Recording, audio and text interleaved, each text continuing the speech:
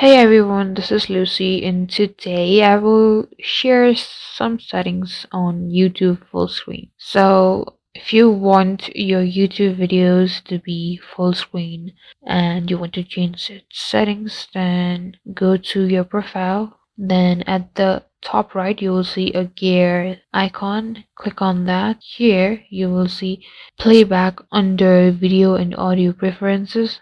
Go to that, and here the last option says zoom to fill. Now just toggle that bar and your YouTube will automatically zoom the contents of the video you're watching. Now that's it. You can also change your video quality preferences here in playback. You can change these. You can also change if you want to autoplay your next video or not. Everything. Thank you guys for watching. For more videos, don't forget to like and subscribe, and I'll meet you guys in the next video.